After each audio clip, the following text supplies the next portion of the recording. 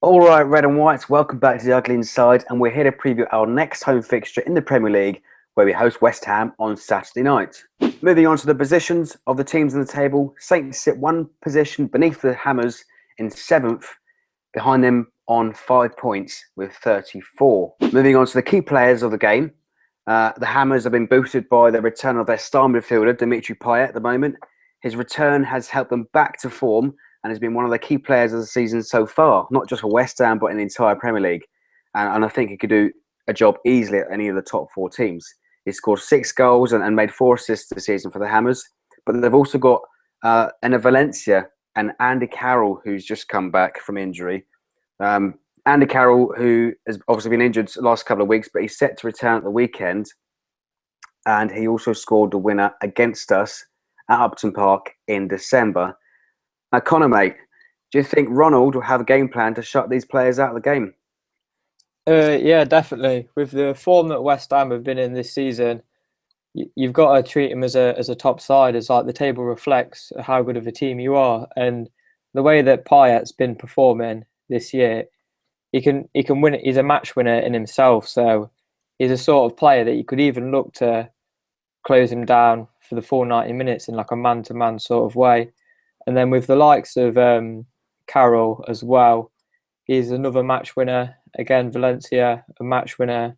So they are a team on their day who can score a lot of goals and have a lot of match winners in them. Now, Carroll's obviously a threat in the air. Do you think Virgil and Jose's got the work cut out on Saturday? Fonte and Virgil, they can take care of themselves. Virgil's 6'4", 6'5", and Fonte's no small guy either. He's around the 6'3" area. So between the two of them, I reckon they can handle Carroll. Cool. Now, moving on to the form, the Saints come off the back of a hard-fought point at the Emirates in midweek with the help of some heroics from Fraser Forster. So it's given him 4 clean sheets in a row since he's returned, which is amazing for any goalkeeper in the Premier League. West Ham, on the other hand, have only lost once in the last 10 Premier League games. Their only loss coming away at Newcastle. They beat Aston Villa 2-0 midweek in what seemed to be a comfortable win.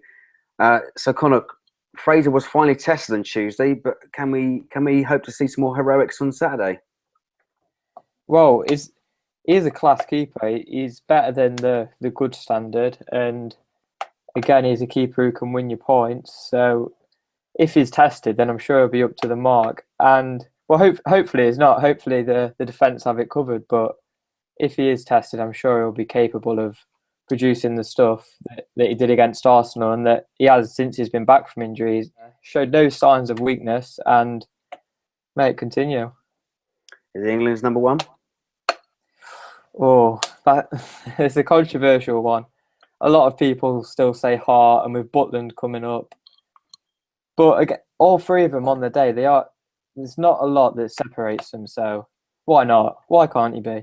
I think Roy's going to have a headache in the summer. He definitely will. Let's move on to the team selection then. So Koeman made 2 changes for Arsenal, switching back to a back 4 rather than a back 5, which we've seen in recent weeks against Watford, West Brom, and Man United. The changes that he made, Romeo and Ward-Prowse came in for Target and Classy. Now, Koeman has said that he expects to see Austin back in the squad on Saturday. Would you keep the same team, or if not, who would you bring in, mate?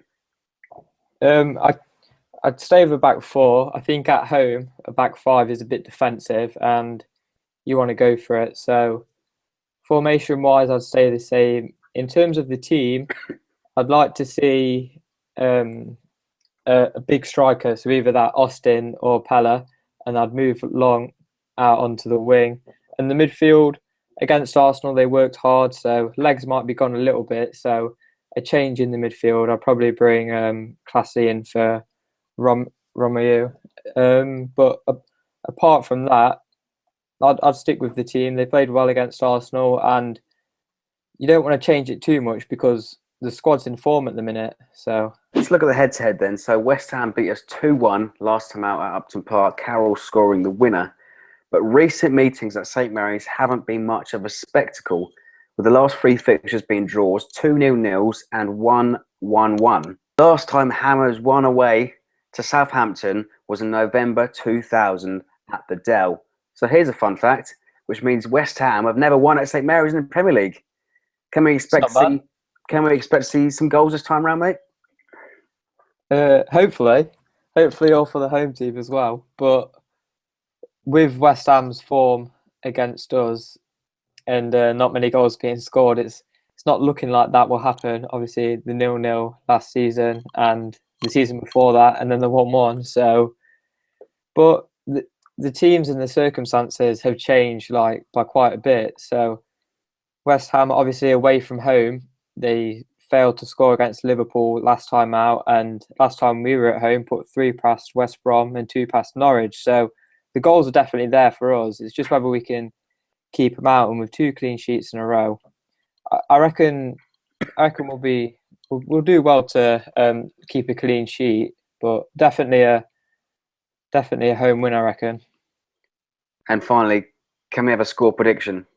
For the score, I'll go with a 3-1 home win. Scores? I'll go with Long with 2 and Mane with 1. No goals for Austin this time. You've heard it here first. 3-1. Long to score first. Put your money on, guys.